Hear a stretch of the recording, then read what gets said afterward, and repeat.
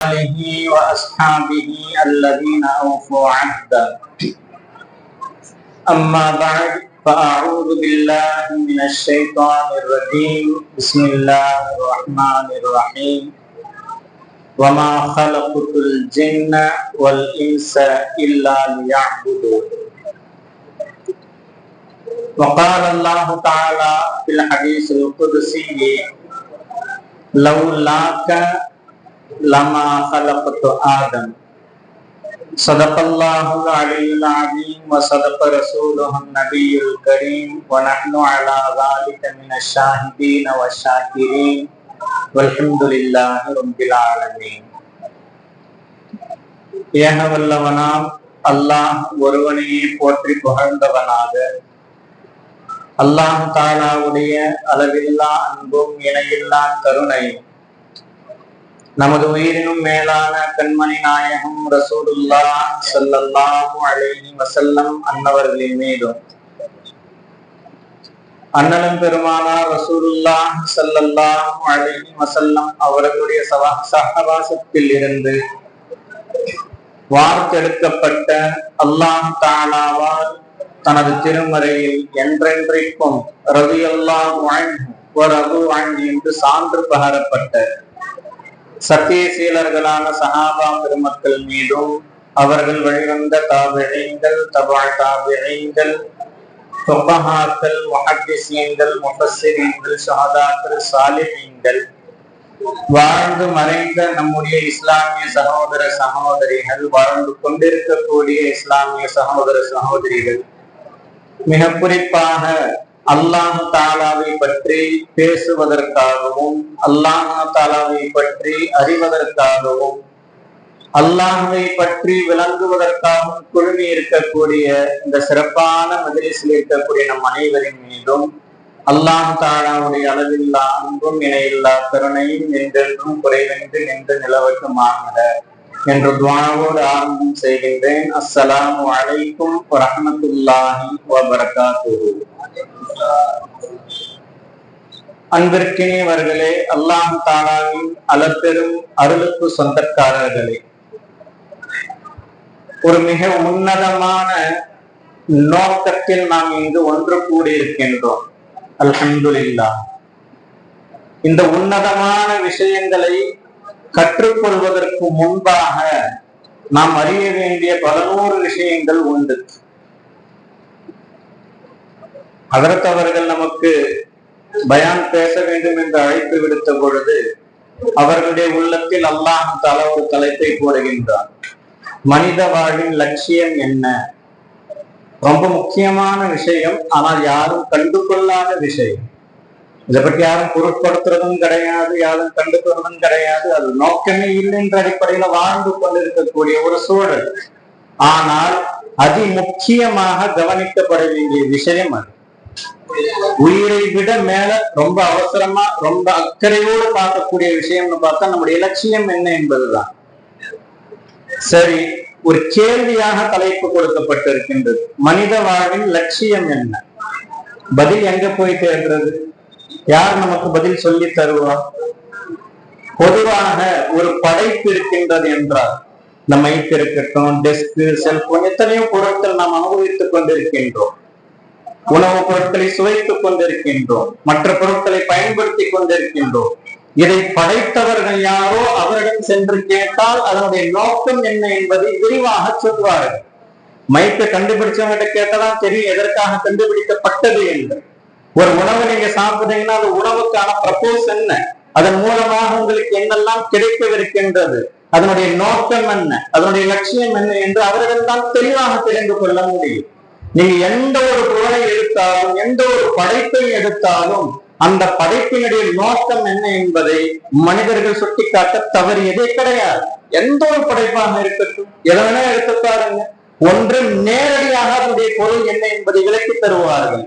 அப்படி நேரடியாக சொல்ல முடியவில்லை என்றாலும் கூடவே கைட்ல சொல்ல கொடுத்துறாங்கல்ல, இது இன்ஸ்ட்ரக்ஷன் எல்லாம் கொடுத்துருவாங்க, இது இப்படி எல்லாம் பயன்படுத்தணும், இப்படி பயன்படுத்தினா இந்த நோக்கங்களை எல்லாம் நீங்கள் பெற்றுக்கொள்ள முடியும், இப்பேற்பட்ட அனுபவங்களை உங்களால் உணர முடியும் என்பதாக நேரடியாகவோ அல்லது ஒரு துண்டு பிரசுரத்தின் மூலமாகவோ அல்லது ஒரு பிராக்டிஸ் செய்யப்பட்ட ஒரு நபரின் மூலமாகவோ கண்டிப்பாக நாம் தெரிந்து கொள்கின்றோம் இதனுடைய நோக்கம் என்ன. இப்படி எல்லா பொருளுக்கும் உண்டு, எந்த ஒரு பொருளும் விதிவிலக்கல் கிடையாது. அல்லாஹ் தானே நம்மை படைத்தான், நாமும் படைப்புதான். நம்மை படைத்தவன் அல்லாஹ். அப்ப நம்முடைய படைப்பின் ரகசியம் என்ன, நம்மை ஏன் அல்லாஹால படைக்க வேண்டும் என்ற பதிலும் நாம் அவருக்கு தான் கேட்க முடியும். எந்த ஒரு மனிதராலும் சொல்லிவிட முடியாது, எந்த ஒரு படைப்பாலும் விலக்கி காட்டிவிட முடியாது. படைத்த படைப்பாளனாகிய அல்லாஹ் ஒருவனால் மட்டும்தான் இந்த மனிதன் ஏன் படைக்கப்பட்டான் என்பதை மிக தெளிவாகவும் மிக துல்லியமாகவும் சொல்லி காட்ட முடியும். சொல்லி இருக்கிறானா அல்லாஹ் என்று நாம் ஆராய்ந்து பார்த்தால் சொல்லி இருக்கின்றான். 30 ஜுஸுல நமக்கு தான் லெட்டர் எழுதி வச்சிருக்கிறாங்க அல்லாஹ் தஆலா. இந்த மனிதர்களுக்கு என்று அல்லாஹ் தஆலா சுயமாக மிக முக்கியமாக தன்னை அறிந்து கொள்வதற்காக, தன்னை பற்றி தெரிந்து கொள்வதற்காக அல்லாஹ் எழுதிய கடிதம் தான் 30 ஜுஸுக்கள் அடங்கிய குர்ஆன். இந்த குர்ஆனை தேடி பாருங்கள், நம்முடைய லட்சியம் என்ன என்பதை அல்லாஹ் தஆலா தெளிவாக காட்டிவிடுகின்றார். ஏன் குர்ஆனை பார்க்கணும், வேற யாரும் சொன்னா ஏற்றுக்கொள்ள முடியாதா என்று பார்த்தால் குர்ஆன் என்னன்றது ஃபர்ஸ்ட் நம்ம விளங்கணும். நம்மை பொறுத்தவரையிலும் குர்ஆன் எப்படி நம்ம விளங்கி வச்சிருக்கிறோம், உடல்நிலை சரியில்லாததுக்கு போனா ஒரு சூரா ஃபாத்திஹா ஓதி வச்சிருவாரு, மந்திர நூல் அப்படிதானே நினைச்சு வச்சிருக்கிறோம். இன்று நம்முடைய அலைபேசிகளில் நாம் வாட்ஸ்அப்ல பார்க்கிற நேரம் அளவிற்கு கூட குர்ஆனை பார்ப்பது இல்லை என்பதுதான் மிக கவலைக்குரிய விஷயம். எத்தனை பேர் குர்ஆன் இன்னைக்கு பார்த்திருக்கீங்க கேள்வி கேட்டா எத்தனை பேர் பதில் சொல்ல முடியும்? வாட்ஸ்அப் பார்க்காத ஒருத்தர் கை தூக்குங்கன்னு சொன்னா எத்தனை பேர் கை தூக்குவீங்க?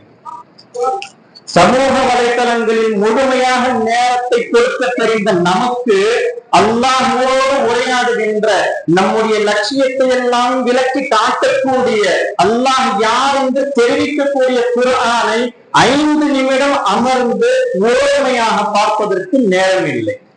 அப்புறம் எப்படி லட்சியம் தெரியும்? இன்னைக்கெல்லாம் பயானெல்லாம் எப்படி ஆயிடுச்சு அப்படின்னு சொன்னா, கேட்போம், வார்த்தைகள் அருமையான வார்த்தைகள், சம்பவங்கள் அழகான சம்பவங்கள், நல்லா சூப்பரா பேசுறா இருப்பார், இதற்காக மட்டும்தான் பயான். இன்றைய நோக்கம் அப்படித்தானே போயிட்டு இருக்கு. எல்லா சமூக வலைதளங்களிலும் எத்தனையோ பேச்சாளர்கள் எல்லாம் கேட்பாங்க, இவர் அப்படி சொல்றாரு, இவர் அப்படி சொல்றாரு, எல்லாம் சரி, நீ என்ன கற்றுக்கொண்டாய் என்ற கேள்வியை முன்வைத்தால் ஒன்றும் கிடையாது, வெறும் பொழுதுபோக்காக மட்டுமே பயன்படுத்தி கொண்டிருக்கின்றோம். அப்புறம் எப்படி நம்முடைய லட்சியத்தை நம்ம தெரிஞ்சுக்கிறது? இப்ப நம்முடைய லட்சியத்தை நாம் தெரிந்து கொள்ள வேண்டும் என்றால் குர்ஆனை பார்க்க வேண்டும். இந்த குர்ஆன் எப்பேற்பட்ட வேதம் தெரியுமா?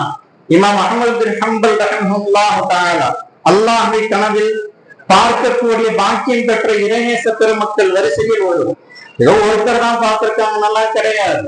இமாம் அப்துல் ரஹ்மான் இப்னு ஜௌஸி ரஹ்மத்துல்லாஹி தஆலா ஒரு மிகப்பெரிய முஹத்திஸ். நீங்கள் எதுவெல்லாம் இந்த ஹதீஸ் என்று படித்துக் கொண்டிருக்கின்றீர்களோ, கேள்விப்பட்டுக் கொண்டிருக்கின்றீர்களோ, அதையெல்லாம் அறிவிக்கக்கூடிய, இவர் சொன்னால் அது உண்மையான ஹதீஸாகத்தான் இருக்கும், இவர் சொன்னால் அந்த ஹதீஸ் சரியாகத்தான் இருக்கும் என்று எல்லோராலும் ஏற்றுக்கொள்ளப்பட்ட மிக உன்னதமான பதவிக்குரிய முஹத்திஸ் அப்துல் ரஹ்மான் இப்னு ஜௌஸி ரஹ்மத்துல்லாஹி அலைஹி சிஃபத்து ஸஃப்வா என்ற ஒரு நூலே எழுதி தள்ளி இருக்கின்றார்கள்.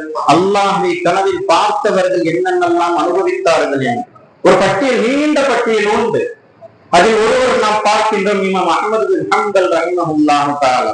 அல்லாஹ் தஆலாவை கனவில் பார்த்த போது, என் ரப்பே, என்னை படைத்தவனே, எனக்கு ரிஸ்க் அளிப்பவனே, என்னை எல்லா இடங்களிலும் பரிபாலப்படுத்தக்கூடியவனே, உன்னை நெருங்க வேண்டும் என்றால், உன்னை அடைய வேண்டும் என்றால் அதற்கான வழிமுறை என்ன என்று கேட்க அல்லாஹ் தஆலா சொன்ன பதில் குர்ஆன். இந்த குர்ஆன் போதும், இந்த குர்ஆனின் மூலமாக என்னை நீங்கள் நெருங்கி விடலாம், என்னை அடைந்து விடலாம் என்று அல்லாஹ் தஆலா சொன்னதும் இமாம் அஹ்மத் பின் ஹம்பல் ரஹிமஹுல்லாஹு தஆலா மறுகேள்வி தொடுக்கின்றார்கள், ரப்பே, விளங்கி ஓத வேண்டுமா, விளங்காமல் ஓதினாலும் உன்னை அடைய முடியுமா? அல்லாஹ் அதற்கு மிக தெளிவாக, மிக அழகாக, மிக ஆணித்தரமாக சொன்ன பதில் என்ன தெரியுமா? நீ விளங்கி ஓதினாலும் சரி, விளங்காமல் ஓதினாலும் சரி, குர்ஆனை ஓதினாலே போதும் என்னை நெருங்கி விடலாம் என்பதாக அல்லாஹ் தஆலா சொல்லி இருக்கின்றார். ஹதீஸ்களில் பார்க்கின்றோம். பெருமானார் ரசூலுல்லாஹி ஸல்லல்லாஹு அலைஹி வஸல்லம் அன்னவர்கள் சொல்லும் பொழுது, ஒரு அடியார் குர்ஆன் ஓதுவதிலேயே தன்னுடைய நேரத்தை எல்லாம் கழித்துக் கொண்டிருக்கின்றார். அதன் காரணமாக தன் தேவையை கூட அல்லாஹ் தஆலாவிடத்தில் கேட்க முடியாமல் இருக்கின்றார்.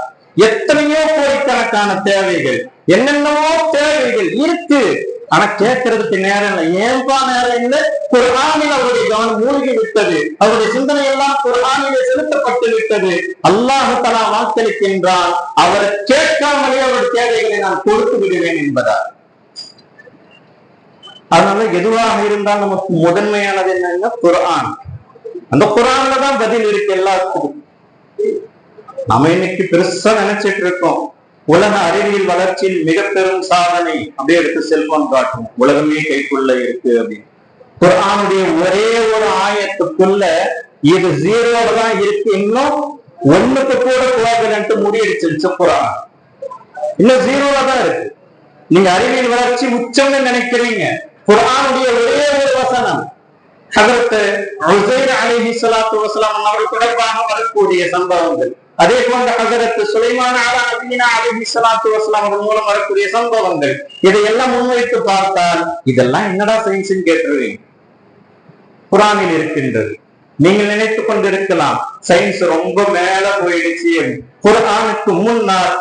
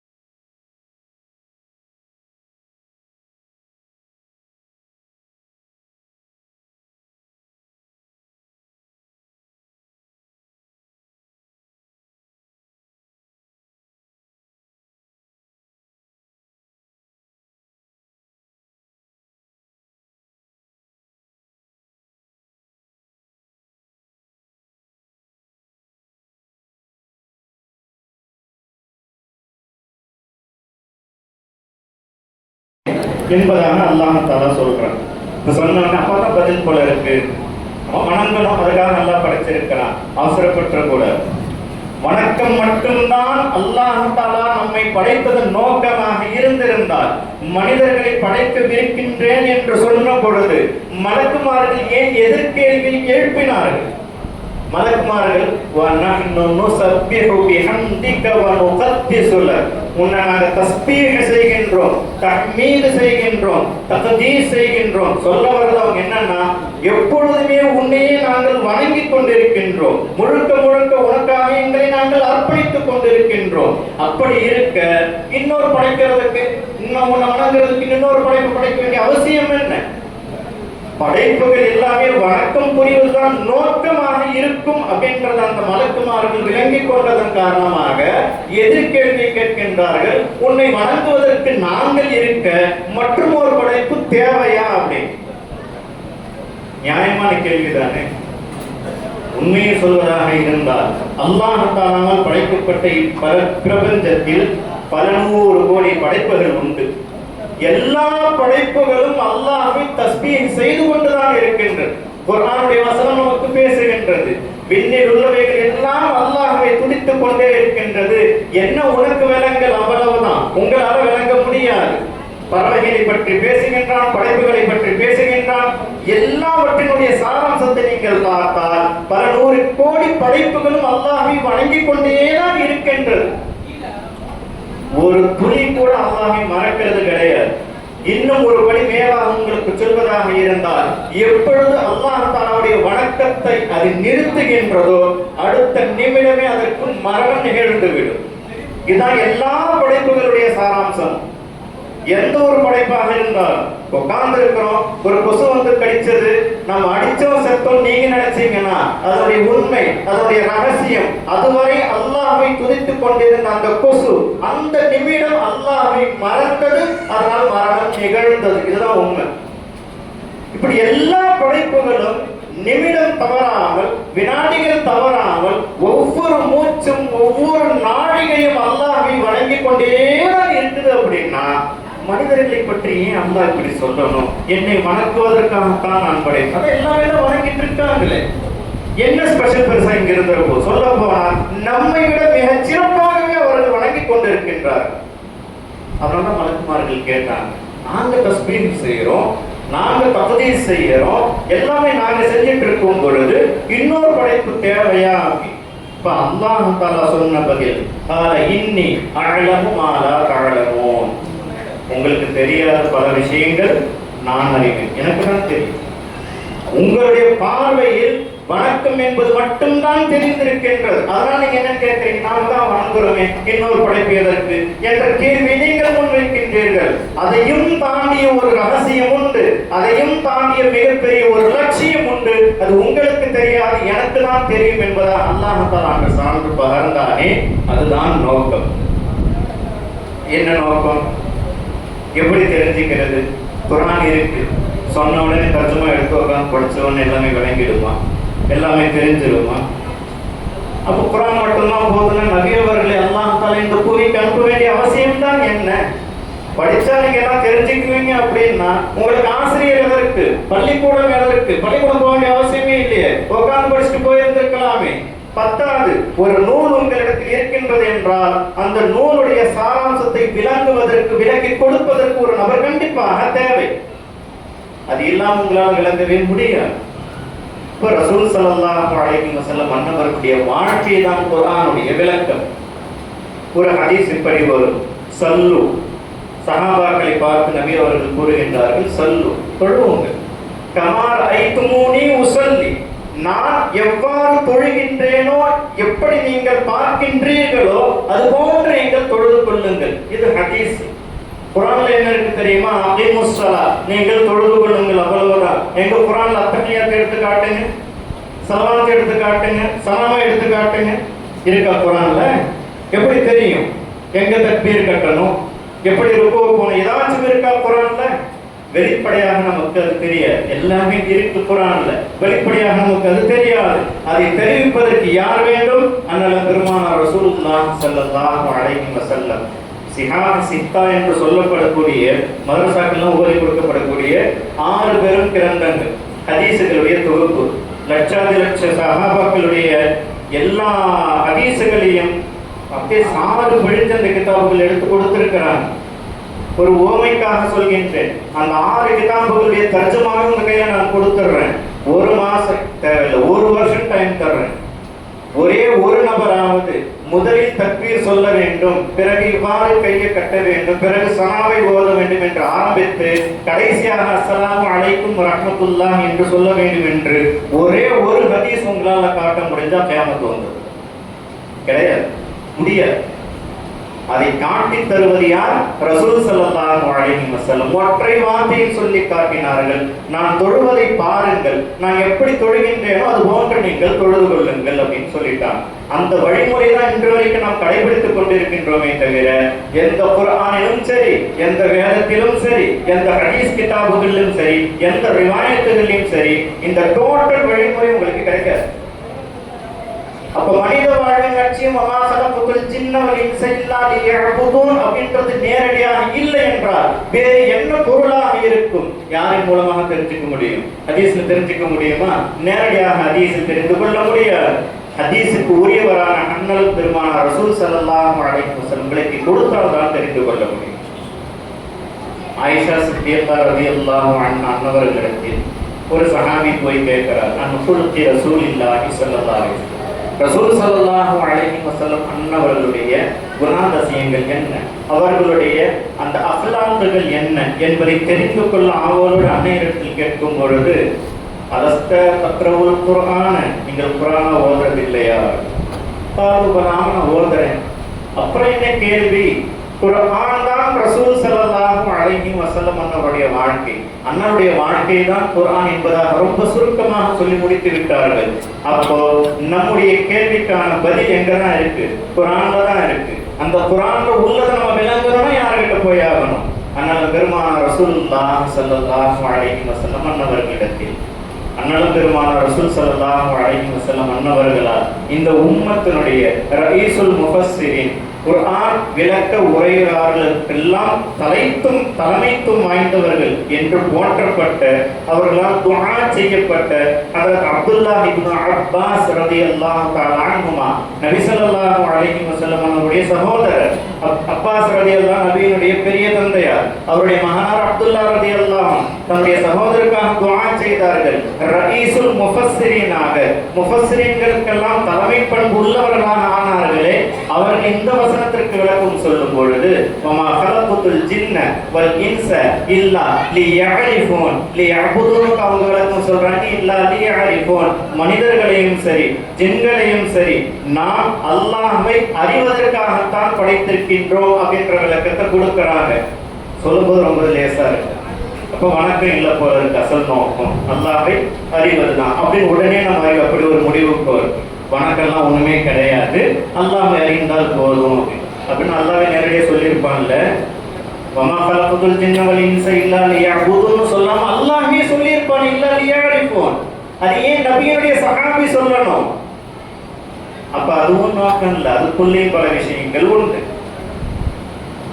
அப்ப படைப்பின் நோக்கம் என்ன? வணங்குறதா அல்லது அறிகிறதா? என்னதாங்க நோக்கம் அப்படின்னு பார்த்தீங்கன்னா எதுவுமே தனியாக கிடையாது. எல்லாம் உள் அடக்கியதுதான் இந்த ஒரு வசனம்.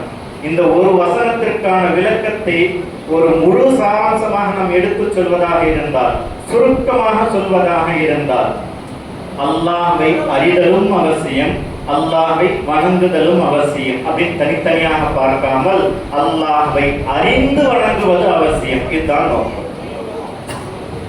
வணங்குறோம்ல நாம, நம்முடைய வணக்கங்கள் எப்படி இருக்கு? கொசு கடிச்சாலும் தெரியும், வேர்த்தாலும் தெரியும், உஷ்ணம் இருந்தாலும் தெரியும். அப்ப நம்ம யாரை இன்னும் உணரல? அல்லாஹ்வை உணரவில்லை, அல்லாஹ்வை அறியவில்லை. ஒரு பாட்டு மட்டும் எடுத்து அமைச்சு வணங்கணும், ருக்கு இப்படி செய்யணும், சுஜூத் இப்படி செய்யறோம், ஓகே. அடுத்து என்னங்க? அதற்கான விளக்கமாக சொன்னார்களே, அறிந்து வணங்குங்கள். அந்த அறிதல் விட்டுட்டோம். அப்ப அந்த வணக்கத்திற்கு ஏதாச்சும் மதிப்பு இருக்கான? கிடையாது. அலி இப்னு அபீ தாலிப் ரலியல்லாஹு தஆலா அன்ஹு அவர்களுடைய வாழ்க்கை சரிதங்களை நிறைய நம்ம கேள்விப்படுகின்றோம். உங்களுக்கு எல்லாம் தெரிந்த விஷயம்தான்.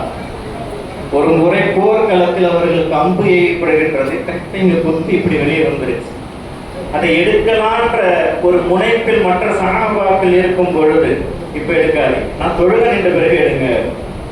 எப்பொழுது அவர்கள் அல்லாஹ் அக்பர் என்று தக்பீர் கட்டி விடுகின்றார்களோ, அண்ணல் பெருமானார் ரசூல் ஸல்லல்லாஹு அலைஹி வஸல்லம் நமக்கு சொல்லி காட்டினார்களே, அல்லாஹ்வை பார்த்து தொழ வேண்டும். முதல் கட்டம். ஆனா எல்லோருக்குமே சாத்தியமான கிடையாது. எல்லோருக்கும் சாத்தியமான இரண்டாவது கட்டத்தையும் நபி அவர்கள் சொல்லி காட்டினார்கள். அல்லாஹ் உங்களை பார்க்கின்றான் என்று தொழ வேண்டும். அல்லாஹ்வை பார்த்து தொழுவது நபிமார்களுடைய வேலை. இறைநேசத்திலே கரை கடந்து போனவர்களுடைய வேலை. நாமெல்லாம் இரண்டாவது கட்டத்திலேயாவது முயற்சி செஞ்சிருக்கணும். அப்பதான் அது தொழுகையினே நபி ஸல்லல்லாஹு அலைஹி வஸல்லம் அங்கீகாரம் கொடுக்கிறார்.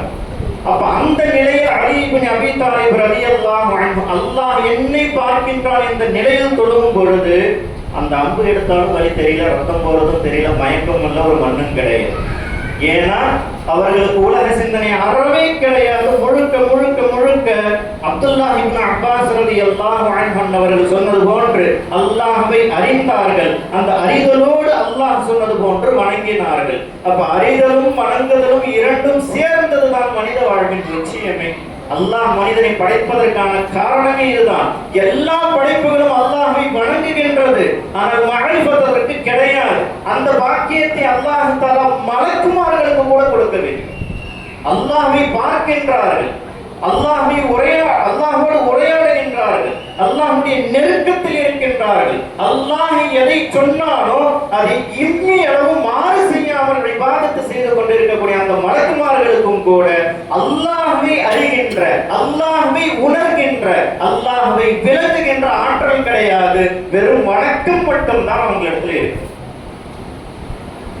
அறிதல் என்பதை கொடுக்கப்பட்ட ஒரு படைப்பன மனிதன். அதுதான் அல்லாஹ் அப்படி சொல்லி காட்டினான், இன்னி அஅலமு மா லா தஅலமூன், நீங்கள் அறியாதவற்றை நான் அறிவேன். உங்களுக்கு தெரிஞ்சதெல்லாம் வணக்கம் மட்டும்தான், ஆனா என்னுடைய நோக்கம் அதுவல்ல. அதுதான் பல கோடி படைப்பு இருக்கு, எல்லாம் வணங்கிட்டே இருக்க, இன்னொரு படைப்பு நான் எதுக்கு படைக்க போறேன்? என்னுடைய நோக்கம் வெறும் இபாதத்து கிடையவே கிடையாது. என்னுடைய நோக்கம் என்னை அறிந்து வணங்க வேண்டும், என்னை புரிந்து வணங்க வேண்டும், எனக்காக மட்டும் வணங்க வேண்டும் என்பதுதான் அந்த நோக்கம். அதனால தஃசீர்ல அப்படி சொன்னாங்க. சொன்னா அடுத்து ஒரு கேள்வி நமக்கு தோணலாம், இது அல்லாஹ் நேரடியா சொல்லாம ஏன் ரசூலின் மூலமாக, ஏன் சஹாபாக்களின் மூலமாக தெரிவிக்கிறார்? குர்ஆனுடைய தரம் என்ன தெரியுமா? குர்ஆனில் ஒரு விஷயத்தை அல்லாஹ் தஆலா சொல்லிவிட்டால் அடியார்களாகிய அனைவரின் மீதும் ஃபர்து ஐன், கண்டிப்பாக அதை நிறைவேற்றியே ஆக வேண்டும். இல்லாவிட்டால் அல்லாஹ் பாதுகாக்க வேண்டும். அவன் முன்னிலையில் விசாரணைக்காக நிற்க வைக்கப்படும் பொழுது அல்லாஹ் தஆலாவுடைய கேள்விகளுக்கு பதில் சொல்ல தயாராக இருக்க வேண்டும். ஒரு கட்டம் எப்படியும் சொல்லலாம், அந்த கடமைகளை நாம் சரியாக நிறைவேற்ற முடியாததற்கு காரணமாக நரகத்திற்கு தள்ளப்பட்டு விடும். இப்ப அல்லாஹ் தஆலா நேரடியாக என்னை அறிந்து வணங்குங்கள் அப்படின்னு சொல்லி இருந்தால் மனிதர்களாக பிறந்த நம் எல்லோரின் மீதும் ஃபர்து ஐன் தெரிஞ்சுதான் வணங்கணும் ஆயிடும். எத்தனை பேர் தெரிஞ்சுக்கிட்டோம்? நம்முடைய வணக்கங்கள்லாம் தெரிஞ்சுதான் தொழுகிறோமா, அறிந்துதான் வணங்குறோம்னா இல்ல. அல்லாஹ் கருணையால் ஹதீஸ்களில் நம்ம பார்க்கிறோம் இல்லையா, பல தாய்களுக்கும் இருக்கக்கூடிய இரக்கத்தை விட அதிக இரக்கம் உள்ளவன் அல்லாஹ் தஆலா படைப்பாளன் அல்லவா. அவனுக்கு தெரியும் இந்த மனிதர்கள் எல்லோருமே என்னை அறிந்து கொள்ளக்கூடிய சக்தி படைத்தவர்கள் கிடையாது. சிலர் என்னை அறிந்து கொள்ள தகுதி படைத்தவர்கள், சிலர் என்னை நெருங்க தகுதி படைத்தவர்கள், சிலர் என்னோடு ஐக்கியமாக தகுதி படைத்தவர்கள், சிலர் மட்டும்தான் இது செய்ய முடியும். அப்ப எல்லோராலும் செய்ய முடியுமான விஷயம் என்ன? வணங்குதல். எல்லாமே செய்யலாம், எல்லாருமே தொழுகிறாங்க. அல்லாஹ்வை அறிந்தோ அறியாமல் எல்லாருமே தொழுதுட்டு தான் இருக்கிறோம். தக்பீர் சொல்றோம், சூரா ஓதுறோம், இது தொழுகைன்னு கேட்டா தொழுகைன்னு தான் சொல்லுவோம். அல்லாஹ் தஆலா அங்கீகரிப்பான், நன்மை உண்டா? நன்மை உண்டு. என்ன நன்மை? சுவனம் உண்டு. அல்லாஹ் கிடைத்தானா அப்படின்ற கேள்விக்கு அங்க பதில் கிடைக்கும். இப்ப அல்லாஹ்வை அறிதல் என்பது எல்லோராலும் சாத்தியம் இல்லை என்பதனால் தான் நேரடியாக அல்லாஹ் தஆலா அதை ஃபர்தாக ஆக்கவே கிடையாது. எல்லோருமே நீங்க தொழுதா போதும். ஒரு காலேஜுக்கு நீங்க ஒரு டிகிரி படிக்கிறதுக்காக போறீங்க அப்படின்னு சொன்னா பேசிக் குவாலிஃபிகேஷன் அவனுக்கு நல்லா படிக்க தெரிஞ்சிருக்கணும் போதும். அதுக்கப்புறம் என்ன செய்யணும் பார்த்துக்கலாம் அப்படின்னு. எந்த சர்டிபிகேட்டுக்கு, எந்த கோர்ஸுக்கு அவன் தகுதியானவன்றது செலக்ஷன் அடுத்த விஷயம். முதல்ல பேசிக் என்னங்க, அவனுக்கு படிக்க தெரியுமா, இங்கிலீஷ் நாலேஜ் இருக்கா, தமிழ் லாங்குவேஜ் படிக்க தெரியுமா, மேத்தமெட்டிக்ஸ் எல்லாம் அவனுக்கு கிளியரா தெரியுமா, பேசிக் நாலேஜ் இருந்தாதான் என்ட்ரன்ஸே அங்க உண்டு. அது போன்றதான் அடியார்கள் எல்லாம் பேசிக் விஷயம் வணங்குதல். சுவனத்துக்குள்ள போனா நீங்க வணங்கி ஆகணும். வணங்காமல் சுவனம் என்பது சாத்தியமே கிடையாது. ஆனால் அல்லாஹ்வை பார்த்தல் அப்படின்ற ஒரு நியமத்து இருக்கு இல்லையா, சுவனம் தான் நீங்க ஆக சிறந்த நியமத்தை நினைச்சீங்கன்னா ஆக பெரும் ஏமாற்றத்தில் உள்ளீர்கள் என்பதுதான் உண்மை. சுவனமாக பெரும் நியமத்து கிடையாது. ஆக சிறந்த நியமத்து, ஆக உயர்ந்த நியமத்து, அதுக்கப்புறம் ஒண்ணுமே கிடையாதுன்னு சொன்னா அல்லாஹ்வை சந்தித்தல். இந்த கண்களால் நேரடியாக எப்படி 14ஆம் இரவன்று பௌர்ணமி நிலவை நீங்கள் சந்தேகமின்றி பார்க்கின்றீர்களோ அது போன்று உங்களுடைய ரப்பை நீங்கள் பார்ப்பீர்கள் என்று ஸல்லல்லாஹு அலைஹி வஸல்லம் குறிப்பிட்டு சொன்னார்களே, அந்த நிலை சுவனத்தில் யாருக்கு கிடைக்கின்றதோ அதுதான் உண்மையான பாக்கியம். எல்லாருக்குமே ஒரு கற்பனை உண்டு. பயான்கள் பேசப்படுறதில்ல, பயான்கள் கேட்கறதுனால, இல்ல கிதாபுகள்ல படிக்கிறதுனால யாராச்சும் எதனா சொல்லியிருப்பாங்க. சுவனத்துக்குள்ள போயிட்டா அல்லாஹ் நம்ம பார்த்துடலாம். சத்தியமாக கிடையாது. சுவனவாசிகளும் வருத்தத்தில் இருப்பார்கள். யார் அந்த சுவனவாசிகள்? அல்லாஹ்வை காண முடியாத சுவனவாசிகள். நல்லா யோசிச்சு பாருங்க. ஆக சிறந்த நியமத்து சுவனம் நீங்க நினைச்சிட்டு இருக்கீங்க. எல்லா விதமான சுகபோகங்களும் உள்ளடக்கிய உங்களுடைய கற்பனைக்கு எட்டாதது. ரசூல் ஸல்லல்லாஹு அலைஹி வஸல்லம் இப்படி விளக்கி காட்டினார்கள். கண்கள் இதுவரை பார்த்ததே கிடையாது, எந்த கண்ணும் பார்த்திராத, எந்த செவியும் கேட்டிராத, எந்த கல்பும் சிந்தித்திடாத, கற்பனைக்கு எட்டாத ஒரு பொக்கிஷம் சுவனம் அப்படின்னு சொல்லும் போது பிரமாண்டமா நாம நினைச்சு பார்த்தோம்னா அது ஒரு ஆரம்ப புள்ளி தான். அதுக்கு மேல அல்லாஹ் எவ்வளவோ வச்சிருக்கிறான் சுவனத்துல. இதுதான் சிறந்த நியமத் என்று நினைத்துக் கொண்டிருக்கக்கூடிய நாம் அந்த சுவனத்திற்குள் சென்ற பிறகும் கூட என்னடா வாழ்க்கை என்று வருத்தம் வந்தால் இதை விட வேற வேதனை என்ன தேவை இருக்கு? நரகம்லாம் பெரிய வேதனை இல்லை, உண்மையான வேதனை இதுதான். ஏன் அல்லாஹ்வை பார்க்க முடியவில்லை? நம்மோடு இருக்கக்கூடியவர்கள் எத்தனையோ பேர் அல்லாஹ்வை பார்த்து சென்று விட்டார்கள். நமக்கு அந்த பாக்கியம் கிடைக்கவில்லை என்ற அந்த நினைப்பு வாட்டுமே. அப்படி ஒரு நிலை நமக்கு கிடைத்து விட்டால் நன்றாக சிந்தித்து பாருங்கள், சுவனம் பெரியதாக இருக்குமா அல்லது தவறிவிட்ட அல்லாஹ் தன்னுடைய அந்த சந்திப்பு பெரியதாக இருக்கும்? அப்ப வணக்கத்தினுடைய நோக்கம் அல்லாஹ்வை அறிந்து வணங்க வேண்டும். யாரெல்லாம் அல்லாஹ்வை அறிந்து வணங்கினார்களோ அவர்களுக்கு மட்டும்தான் அல்லாஹ் தஆலாவுடைய லிகா நிச்சயமாக கிடைக்கும். மற்றவர்களுக்கு கிடையாது. மற்றவர்களுக்கு கிடையாதுன்னா நிச்சயம் கிடையாது. அல்லாஹ் நாடினால் அது அவனுடைய விருப்பம். அதில் தீர்ப்பு சொல்றதுக்கு யாருக்கும் அதிகாரம் கிடையாது. அல்லாஹ் நாடினால் ஒரு நரகவாதி அழைத்து கூட தன்னை காட்ட வேண்டும் என்று விரும்பினால் அவனால் செய்ய முடியும். அதற்கு சக்தி படைத்தவன் அல்லாஹ். அவனுடைய விஷயத்தில் நாம் தலையிட முடியாது. ஆனால் குர்ஆனிலும் ஹதீஸிலும் நமக்கு கிடைத்த செய்தி என்ன? இப்படி வணங்கினால் அல்லாஹ்வை பார்க்கலாம் என்று சொல்லப்படுவது அல்லாஹ்வை அறிந்து வணங்க வேண்டும், வெறும் வணங்குதல் அல்ல. நீங்கள் எல்லாம் கேள்விப்பட்டிருக்கலாம். சென்னைக்கு அருகே இருக்கக்கூடிய காஞ்சிபுரம் ஷாஹுல் ஹமீத் ரஹிமஹுல்லாஹு தஆலா ஒரு மிகப்பெரிய இறைநேசர் அடங்கி இருக்கின்றார்கள். நம்முடைய பார்வையில் ஒரு இறைநேசர் தர்கான்னு சொன்னாலே போகணும், இதெல்லாம் சீர்னை கொடுத்தா வாங்கணும், ஒரு பாத்தியா வாங்கணும், இதுதான் நம்முடைய சிந்தனை, நம்முடைய கான்செப்ட் எல்லாம் இப்படிதான் இருக்கும். அவர் யார்? அவர் எப்படிப்பட்டவர்? அவருடைய நிலைகள் என்ன? அல்லாஹுக்கும் அவருக்குமான நெருக்கம் என்ன என்றெல்லாம் பார்ப்பதில்லை. இப்பொழுது சொல்கின்றேன், கேட்டுக் கொள்ளுங்கள். அந்த ஷாஹுல் ஹமீத் ரஹிமஹுல்லாஹு தஆலா அன்னவர்களுடைய அருமை சகோதரர் ஆர்காட்டில் திப்பு அவுலியா என்று அடக்கம் பெற்றிருக்கின்றார்கள். ஒரு மஜ்தூபன யார் தெரியுமா? அல்லாஹ்வில் தன்னை ஐக்கியமாக்கி கொண்டதின் காரணமாக இந்த உலகத்தில் இருப்பதையே மறந்து போனவர், தன்னுடைய பிறப்பையே மறந்து போனவர், உலகம் என்பதையே மறந்து போனவர், பிரபஞ்சத்தையே காணாதவர். அவர்கள் கண் பார்ப்பது எல்லாம் அல்லாஹ்வை மட்டும்தான், அவர்கள் செவி கேட்பதெல்லாம் அல்லாஹ்வின் வார்த்தையை மட்டும்தான், அவர்களுடைய உள்ளம் சிந்திப்பதெல்லாம் அல்லாஹ்வை மட்டும்தான் என்று முழுமையாக ஐக்கியமாகி போனவர்கள். அதனால் ட்ரெஸ் போட ஞாபகம் இருக்காது, ஆடை இல்லாமல் சுற்றி கொண்டிருப்பவர்கள். ஒரு சமயம் அவருடைய அருமை சகோதரர் ஷாஹுல் ஹமீத் ரஹிமஹுல்லாஹு தஆலா நம்ம பார்க்க வர்றாங்க அப்படின்ற ஒரு தகவல் கிடைக்குது. உடனே அந்த காலகட்டத்தில் இருந்த ஒரு ஜவுளி கடையில் போய் அந்த ஓனர் கிட்ட உட்கார்ந்துட்டு இருக்கிறாரு. மனுஷன் வர்றான், சீக்கிரம் துணியை கொடு. கேள்வி விவாதமா இருக்குல்ல, அவருக்கு எப்படி இருந்திருக்கும்? இப்ப என்னை பார்த்தால் எப்படி தோன்றுகின்றது? நான் மனிதனாக தெரியவில்லையா?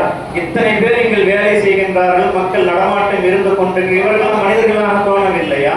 புதுசா ஏதோ மனுஷன் வர்றான், ட்ரெஸ் கொடு, ஆவரத்தை மறைக்கணும், அப்ப நாங்கெல்லாம் யாரு?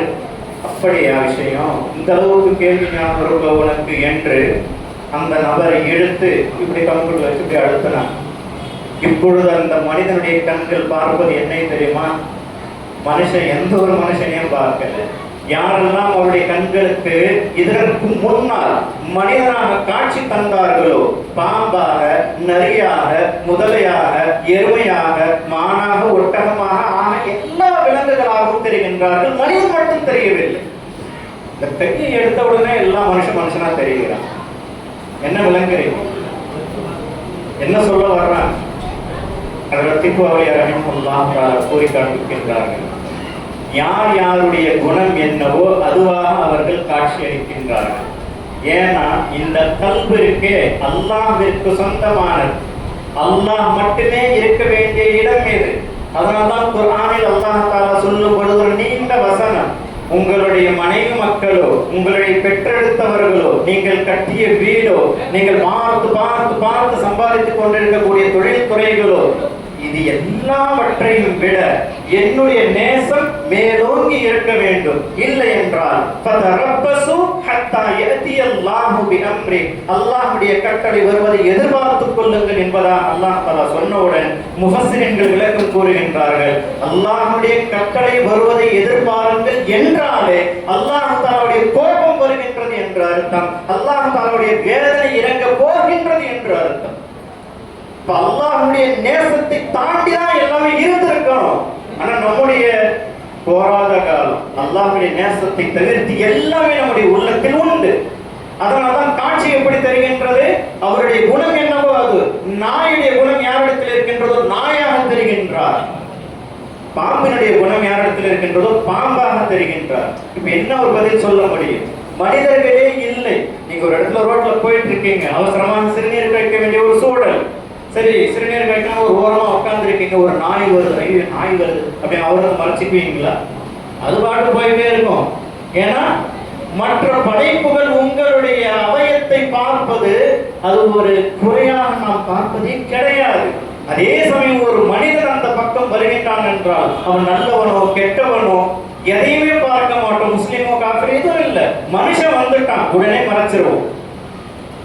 தீபாவளியா மறைக்க சொன்னதற்கான காரணம், மனிதன் என்று இருப்பவர் இப்பொழுது என்னுடைய இந்த தரணையில் ஷாஹுல் ஹமீது ரஹ்மத்துல்லாஹ் மட்டும்தான். அவர் மட்டும்தான் அல்லாஹ்விற்காக அல்லாஹ் எப்படி சொன்னாலோ அப்படி அறிந்து வணங்கக்கூடியவராக இருக்கின்றார். அப்படின்றதுனால நான் அவுரத்தை மறைக்கணும்னு நினைக்கிறேன். நீங்களாம் மிருகமா இருக்கும் பொழுது என்னுடைய அவுரத்தை மறைக்க வேண்டிய சூழல் எனக்கு என்ன என்று கேட்கின்றேன். புரியுதா? அப்ப அல்லாஹ்வை வணங்குதல் மட்டும் நோக்கம் அல்ல. நம்ம சும்மா ட்ரெஸ் போட்டுக்கிறோம். இமாம் ரஸாலி ரஹிமஹுல்லாஹ் தஆலா தன்னுடைய அருமை மாணவருக்கு கடிதம் எழுதுகின்றார்கள். அதில் அழகான ஒரு விஷயத்தை பதிவு செய்கின்றார்கள். இன்ஜீல் ஹஜ்ரத் ஈசா அலா ரூஹுல்லாஹ் நபியினா அலைஹிஸ்ஸலாத்து வஸ்ஸலாம் அவர்களுக்கு அல்லாஹ் தஆலா இன்ஜீலில் உபதேசம் செய்கின்றார். ஒரு மனிதன் இறந்த பிறகு சந்தூப்பட்டியில வைக்கிறோம், கொண்டு போய் கபருக்குள்ள வைக்க போறோம். எவ்வளவு நேரம் ஆகும்? 5 மணி நேரம், 10 மணி நேரம் இல்லையே. சந்தூப்பட்டியில் எடுக்க அதிகபட்சம் நீங்கள் எடுத்துக்கொண்டாலே ஒரு 1/4 மணி நேரம் ஆகுமா? இந்த 1/4 மணி நேரம் என்று நீங்கள் வைத்துக் கொண்டாலும் சரி, 1/2 மணி நேரம் என்று வைத்துக் கொண்டாலும் சரி, இந்த இடைவெளிக்குள் நடக்கின்ற ஒரு விஷயத்தை நாம் உணர கடமைப்பட்டுள்ளோம். எல்லாமே நினைச்சிட்டு இருக்கிறது என்ன? கபருக்குள் போன பிறகு முன்கர் நக்கீரவர்கள் வருவார்கள். மர் ரப்புக மன் தீனுக மன் நபியுக என்று கேட்பார்கள். இதெல்லாம் சரிதாங்க. அதுக்கு முன்னாடி 40 கேள்வி இருக்கு. இன்ஜீலில் அல்லாஹ் தஆலா சொல்லி காட்டுகின்றான். ஈசா அலைஹிஸ்ஸலாத்து வஸ்ஸலாம் அவர்களுக்கு உபதேசமாக சொல்லி காட்டுகின்றான். சந்தூக்கு பெட்டியில் இருந்து கபர் குழியில் வைக்கப்படுவதற்கு இடைப்பட்ட அந்த காலகட்டத்தில் நேரடியாக அல்லாஹ் தஆலா நம்மை பார்த்து 40 கேள்விகளை கேட்பார். ஒரே ஒரு கேள்வி மட்டும் விவரமாக சொல்கின்றோம். அதற்கு பதில் இருந்தால் நீங்கள் வெற்றி அடைந்து விட்டீர்கள். அப்பதான் நீங்கள் லட்சியத்தை நோக்கி பயணிக்கிறீங்க. அல்லாஹ் தஆலா நம்மை பார்த்து கேட்பான், மனிதனே, மக்கள் பார்வும் படும் இடத்தை நீ பரிசுத்தமாக வைத்திருந்தாய். மக்கள் பார்வைப்படும் என்னென்ன? நீங்க எல்லாம் என்ன எங்க பாக்குறீங்க? இந்த வெளி தோற்றத்தை தானே பாக்குறீங்க. நல்லா ட்ரெஸ் பண்ணிக்கிட்டேன், என்னுடைய அவயங்கள் எல்லாம் மறைத்துக் கொண்டு ஒரு சின்ன கரை வந்துடக்கூடாது. பாக்குறவங்க தப்பா நினைப்பாங்கப்பா, உடனே போய் சுத்தம் செஞ்சிருவோம். இப்போ மனிதர்கள் மக்கள் பார்க்கும் இடத்தை சுத்தமாக வைத்திருந்த நீ நான் பார்க்கும் இடத்தை சுத்தமாக வைத்தாயா என்று அல்லாஹ் தஆலா கேட்பான். அல்லாஹ் எங்க பார்க்கிறான்? ஹதீஸ்ல வந்திருக்குல்ல, ஒருவேளை அது இன்ஜீல்ல இருந்துச்சுங்க, அது பைபிள்ல வந்து குர்ஆன்ல உள்ளதுன்னு சொல்லுங்க கேட்டீங்கன்னா, ஹஜ்ரத் பெருமானார் ரசூல் ஸல்லல்லாஹு அலைஹி வஸல்லம் விவரமாக இந்த சொல்லுக்கு ஏற்ப ஒரு ஹதீஸை சொல்லி காட்டுகின்றார்கள். அல்லாஹ் தஆலா உங்களுடைய வெளித்தோற்றங்களை பார்ப்பதே கிடையாது. அல்லாஹ் தஆலா உங்களுடைய வெளிரங்க அமல்களை பார்ப்பதே கிடையாது. அல்லாஹ் பார்ப்பது எல்லாம் உங்களுடைய உள்ளத்தை தான். ஹதீஸ்கள் இப்படி நீங்க காலையெல்லாம் வாசிக்கிற பழக்கம் உள்ளவங்களையும் கேட்டு பாருங்க. நீங்க வாசிக்கிறீங்கன்னா உங்களுக்கு தெரிஞ்ச விஷயம் தான். சில ஹதீஸ்கள் இப்படியும் வரும். தொழுகை அல்லாஹ் தஆலாவிடத்தில் கொண்டு செல்லப்படும். பழைய துணியை சுருட்டி வீசப்படுவதை போல அந்த துணியை எடுத்து வீசப்படுவது வருது இல்ல. ஏன் தொழுதோம்ல, தக்பீர் சொன்னோம், சனா ஓதணும், சூரத்துல் ஃபாத்திஹா ஓதணும், தொழுகைக்காக எல்லா ஃபரதுகளையும் எல்லா வாஜிபுகளையும் எல்லா சுன்னத்துகளையும் சரிவர நிறைவேற்றியும் கூட ஏன் அந்த தொழுகை நிராகரிக்கப்படுகின்றது? காரணம் என்ன என்றால் ரசூல் ஸல்லல்லாஹு அலைஹி வஸல்லம் சொன்னதை பாருங்கள். அமல் நோக்கமல்ல, அந்த அமலில் உங்களுடைய எண்ணம் தான் முக்கியம். ஹஜ்ரத் ஈசா அலைஹிஸ்ஸலாத்து வஸலாம் அவர்களுக்கு அல்லாஹ் சொன்னதை பாருங்கள். மக்கள் பார்வைப்படும் இடம் சுத்தமாக இருப்பது பெரிய விஷயம் அல்ல, என் பார்வைப்படும் விஷயம் நீ சுத்தமாக வைத்திருக்க வேண்டும். இன்னும் விரிவாக அல்லாஹ் தஆலா பேசுகின்றான். உன்னை படைத்தது நான், உனக்கு செவிப்புலனை கொடுத்தது நான், நீ அனுபவிக்கின்ற எல்லா நியமத்துகளையும் எல்லாவற்றையும் ஏ டு செட் கொடுக்கிறது நானு. ஆனா நீ செய்யறது எல்லாமே அடுத்தவனுக்காக, எனக்காக கிடையாது. இது தினசரி அல்லாஹ் தஆலா நம்மை பார்த்து கேட்பதாக இன்ஜீலில் பதிவு செய்யப்பட்டிருக்கின்றது என்று ஹஜ்ரத் இமாம் கஸ்ஸாலி ரஹ்மத்துல்லாஹி அலைஹி தன்னுடைய மாணவருக்கு கடிதம் மூலமாக தகவல் தெரிவிக்கின்றார். நமக்கு அதுல விழுதா? எப்படி விழும்? உலகம் இல்ல நம்முடைய மஹப்பத்து, உலகம்தான் நம்முடைய நோக்கம், உலகம்தான் நம்முடைய லட்சியம். அல்லாமா முல்லா அலி காரி ரஹ்மத்துல்லாஹி அலைஹி சொன்னார்கள், எல்லோரும் நன்றாக செவிதாழ்த்தி கேட்டுக் கொள்ளுங்கள். முல்லா அலி காரி ரஹ்மத்துல்லாஹி அலைஹி சுல்தானுல் முஹத்திஸின், முஹத்திஸின்களுக்கெல்லாம் அரசர் என்ற மிக பெரும் திறமைக்கு ஒரு பண்பாளர், ஒரு சிறந்த ஒரு முஹத்திஸ், எல்லோராலும் ஏற்றுக்கொள்ளப்படக்கூடியவர். இப்போ தௌஹீதுன்னு சொல்றானா அவன் அவங்க சொல்ல ஏற்றுக்குவான், பரலகனானே ஏற்றுக்குவான், தேவபந்தினாலே யார் வேணாலும் எடுத்து முல்லா அலி காரியா சரிங்க அப்படின்றாங்க. அந்த முல்லா அலி காரி ரஹ்மத்துல்லாஹி அலைஹி அவர்கள் சொல்லி காட்டுகின்றார்கள், மன் அஹப்பத் துன்யா, யாருடைய உள்ளம் துன்யாவை நாடி இருக்கின்றதோ, யாருடைய உள்ளத்தில் இந்த உலக ஆசை மிகைத்திருக்கின்றதோ, உலகில் உள்ள ஒட்டுமொத்த முர்ஷிதுகள், ஷேகுமார்கள், வலிமார்கள் எல்லாருமே ஒன்று சேர்ந்து அவரை திருத்த வேண்டும் என்று நாடினாலும் முயற்சி செய்தாலும் லா யஹ்ததூன முடியாது. எப்பேற்பட்ட கௌசலானதுமே வந்தாலும் முடியும். ஏன்? உங்களுடைய உள்ளத்துல துன்யா இருக்கும் போது கௌசுக்கு அங்க என்ன வேலை? எந்த புத்தகம் அங்க வேலை கிடையாது. அதே சமயத்தில் மறுவார்த்தை பகர்கின்றார்கள், அல்லாஹ்வுடைய நேசம் அவருடைய உள்ளத்தில் வந்துவிட்டால் இந்த உலகத்தில் இருக்க கேடுகட்ட எல்லோருமே ஒன்று சேர்ந்து அவரை வழித்தவர செய்ய வேண்டும் என்று நினைத்தாலும் ஒரு அணுவளவும் கூட அவரை வழித்தவர செய்துவிட முடியாது. இப்ப இந்த இரண்டுல நாம என்ன நமக்கே தெரியும். நாம தான் யோசிக்கிறோம், நாம எந்த படித்தரத்தில் இருக்கின்றோம். இதை இன்னும் ஒரு படி மேலாக ஹஜ்ரத் அபூபக்கர் சித்தீக் ரலியல்லாஹு அன்ஹு அவர்கள் கூறி காண்பிக்கின்றார்கள், மௌத்தின் தருணத்தில் உன்னுடைய ரூஹ் இந்த உடலை விட்டு பிரியும் பொழுது இரண்டு நிலைகள் தான். ஒண்ணு, இது மாட்டு தொழுவமாக இருக்கும். இந்த உடம்பு எப்படி இருக்கணும்? மாட்டு தொழுவம். அவிழ்த்த விட்டு மாடு போயிடுமா? அங்கேயே அசை போட்டுட்டு தான் இருக்கும். என்ன செய்யணும்? விரட்டணும், அப்படின்னு விரட்டணும். விரட்டாத வரைக்கும் அது என்ன செய்யாது, போகாது. ஏன்னா அங்கதான் வைக்கோல் இருக்கு, சாப்பிட்டு இங்கே இருக்கலாமே, பொண்ணாக்கு இருக்கு, தண்ணி இருக்கு, நாம ஏன் வெளியே போகணும்னு நினைக்கக்கூடிய ஒரு சிந்தை. அதே சமயத்தில் ஒரு பறவை கொண்டு கொஞ்சம் அவிழ்த்து விட்டு பாருங்க, நான் போக மாட்டேன் அப்படின்னு ஏதாச்சும் பறவை நிற்குமா? நீங்க திறக்கும் போதே ரெடியா இருக்கும், எப்ப திறப்பீங்கன்னு பார்க்கும். திறந்த மாத்திரத்தை அது எங்கு சென்றது என்று உங்களால் கண்டுபிடிக்க முடியாத அளவுக்கு உயரத்தில் பறந்து போயிடும். அப்போ உங்களுடைய உடலுக்கும் உங்களுடைய ரூஹுக்கும் உண்டான தொடர்பு மௌத்தின் சமயத்தில் மாட்டு தொழுவமாக இருந்தால் நீங்கள் இந்த உலகத்தையே நேசிக்கின்றீர்கள், இந்த உலகத்தையே இருக்க வேண்டும் என்று விரும்பி மௌத்தை நீங்கள் விரும்பாத நிலை இருந்தால் கேள்விக்குறி, ஈமான் இருக்குமான்னு தெரியும். எப்படி இருக்கணும்னு சொல்ல வராங்க, பறவை கொண்டை போன்று இருக்க வேண்டும். பிறந்த உடனே அல்லாஹ் இடத்தில் நான் போறேன். ஹஜ்ரத் ஸஅத் ரலியல்லாஹு தஆலா அன்ஹு அவர்களை பற்றி அன்னல் பெருமான ரசூலுல்லாஹி ஸல்லல்லாஹு அலைஹி வஸல்லம் அவருடைய மரண தருவாயில் சொன்னார்கள், ஸஅத் ரலியல்லாஹு அன்ஹு மௌத்தானதின் காரணமாக அல்லாஹ் தஆலாவுடைய அர்ஷ் குலுங்கியது. எதுக்காக? அல்லாஹ்விற்கு பிடித்தமான, அல்லாஹ் எப்படி சொன்னாலும் அப்படி வாழ்ந்த ஒரு பெருமகனார் நம்மை நோக்கி வருகின்றார் என்ற சந்தோஷத்தில் அவர்களை வரவேற்பதற்காக அல்லாஹ்வுடைய அரிசை குலுக்கியதாக ரசூல் ஸல்லல்லாஹு அலைஹி வஸல்லம் அவர்கள் சொன்னார்கள். அப்ப அவர்கள் உயிர் போறது பெருசா தெரியல. சஹாபாக்கள் வரலாறு பெருசா கேள்விப்படுறோம், எல்லாம் செவி வரைக்கும் இருக்கு, கல்புக்குள்ள இறங்குறது கிடையாது. உஹது போர்க்களம், நபி ஸல்லல்லாஹு அலைஹி வஸல்லம் அன்னவர்கள் கொல்லப்பட்டு விட்டார்கள் என்ற ஒரு வதந்தி முனாஃபிகீன்கள் புறத்திலிருந்து பரப்பிவிடப்பட்டது. இதை கேள்விப்பட்ட ஒரு பெண்மணி, ஒரு அன்சாரிய சஹாபி வீட்டை விட்டு கிளம்பி வருகின்றார்கள். வழியில் போகும் பொழுது தந்தையுடைய ஜனாசாவை கடந்து செல்கின்றார்கள். வழியில் போகும்போது சகோதரனுடைய ஜனாசாவை கடந்து செல்கின்றார்கள். கணவனுடைய ஜனாசாவை கடந்து செல்கின்றார்கள். பெற்றெடுத்த மகனுடைய ஜனாசாவை கடந்து செல்கின்றார்கள். எதுவுமே கண்ணுக்கு தெரியவில்லை. எல்லாவற்றையும் கடக்கும் பொழுது மற்ற சஹாபாக்களை பார்த்து கேட்ட ஒரு விஷயம், ரசூல் ஸல்லல்லாஹு அலைஹி வஸல்லம் நலமாக இருக்கின்றார்களா? இத்தனை பேர் மௌத்தா போயிட்டாங்க, கவலை இல்லையா? இதெல்லாம் என்ன கவலை? ரசூல் ஹயாத்தாக நல்ல விதமாக எந்த வித ஆபத்தும் இல்லாம இருக்கிறாங்க. அதுக்கு முன்னாடி எனக்கு எதுவுமே வருத்தம் கிடையாது. இதுதான் பறவைக்கு ஒன்றும் ஆன்மாவுக்கும் உள்ள தொடர்பு. அபூபக்கர் சித்தீக் ரலியல்லாஹு அன்ஹு அவர்கள் இதைத்தான் சொல்லி காண்பிக்கின்றார்கள். நீங்கள் மௌத்தாகும் தருணத்தில் ஐயோ இந்த உலகத்தை விட்டு போகணுமா அப்படின்ற நிலையில் நீங்க போகக்கூடாது. எப்படா போவோம் இந்த துன்யாவை விட்டு, என்னுடைய ரப்பை நான் சந்திக்க போகின்றேன், என்னுடைய ரப்பை நோக்கி நான் போகின்றேன் என்ற நிலை நீங்கள் வந்திருந்தால் நீங்கள் லட்சியத்தை அடைந்து விட்டீர்கள். இதைத்தான் குர்ஆன் சொல்கின்றது, இதைத்தான் ஹதீஸும் சொல்கின்றது, இதைத்தான் ஷைத்தான்மார்கள் நமக்கு வழிகாட்டுகின்றார்கள். ஹஜ்ரத் ரஷீத் அஹ்மத் கங்கோஹி ரஹ்மஹுல்லாஹ் தஆலா தன்னுடைய தத்கிரத்துர் ரஷீத் என்ற கிதாபில், ஹஜ்ரத் மௌலானா ஜக்கரியா ரஹ்மஹுல்லாஹ் தஆலா தன்னுடைய ஆபீத் என்ற கிதாபுகளில் ஒரு மிக உன்னதமான ஒரு நிகழ்வை பதிவு செய்கின்றார்கள். உத்தரப்பிரதேச மாநிலத்தில் பானிபத்தம் என்ற ஒரு ஊர் உண்டு. அங்கு ஒரு இறைநேச பெருமானார் வாழ்ந்து வந்தார்.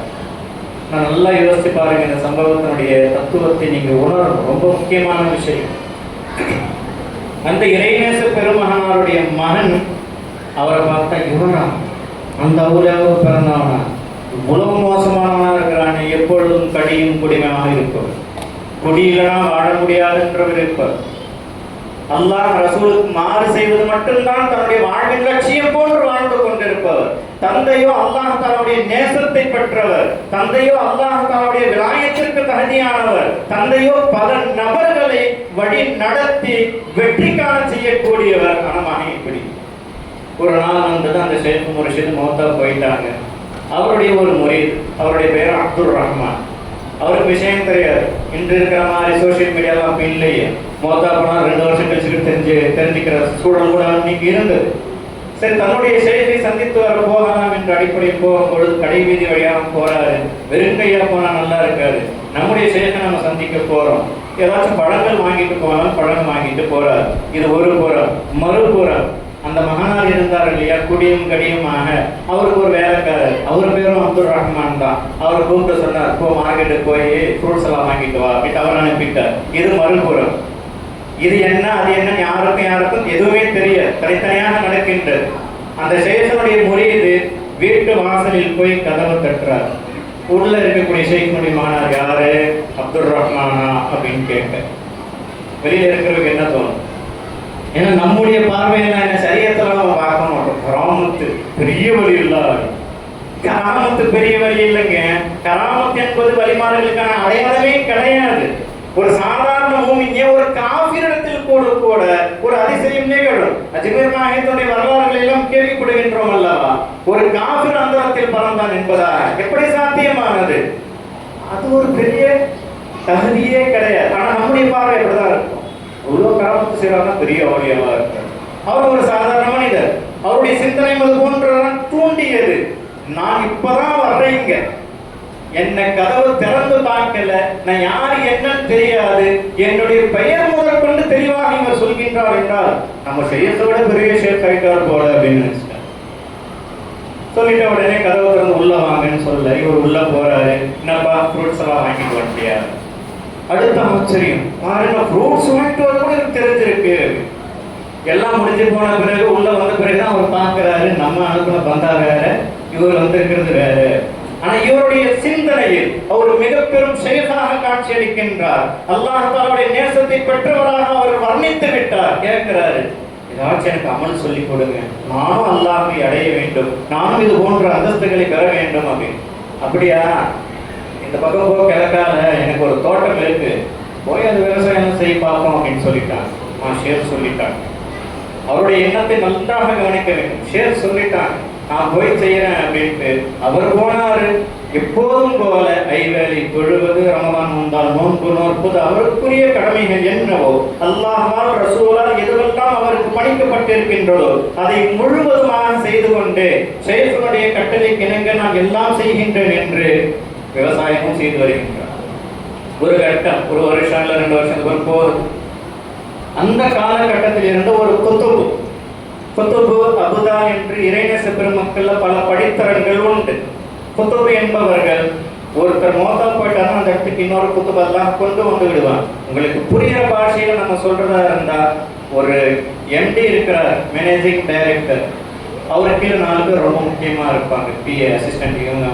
அவர் இல்லைன்னா இன்னொருத்தர் கொண்டு வந்துடுவீங்க. அதெல்லாம் இருந்தாலும் அந்த கடை இயங்கும், அந்த கம்பெனி இயங்கும் என்ற அடிப்படை. அது போன்ற இந்த உலக இயக்கத்திற்கு அல்லாஹ் தஆலா மலக்குமார்களை பணித்திருப்பதை போன்று இறைநேச பெருமக்களையும் பணித்து வழங்கி இருக்கின்றான். இன்னாருக்கு இந்த வேலை, இன்னாருக்கு இந்த வேலை அப்படின்னு. அப்படிப்பட்ட ஒரு குத்துபு மௌத்தாகிவிட்ட சமயம் மற்ற குத்துபுமார்கள் எல்லாம் அல்லாஹ் தஆலாவிடத்தில் முராகபா செய்கின்றார்கள், அல்லாஹ் தஆலாவிடத்தில் துஆ செய்கின்றார்கள். ரப்பே, உன்னுடைய இறைநேசத்திற்கு தகுதியான ஒரு நபர், உன்னுடைய குத்துபாக இருந்த ஒரு நபர் வஃபாத்தாயிட்டார். இப்ப அந்த இடத்திற்கு வேறு ஒருவரை கொண்டு வர வேண்டும்.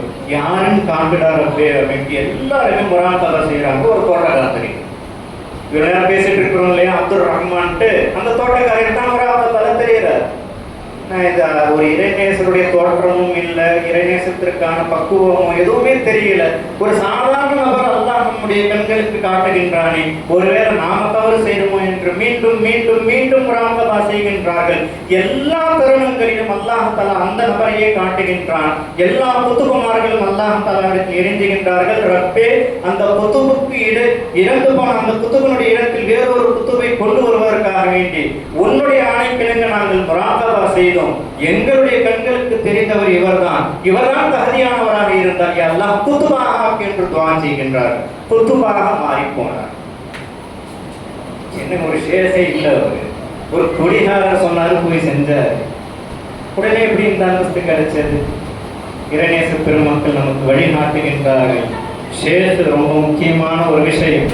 அந்த ஷேഖுக்கான வழிமுறைகள் ரொம்ப ரொம்ப ரொம்ப முக்கியமான விஷயம். எல்லாம் ஒரு மறுபக்கம், மிக உன்னதமான விஷயம், மிக கவனத்தில் கொள்ள வேண்டிய விஷயம் அப்படின்னு சொல்லும்போது எது தெரியுமா சொல்லுவோம்?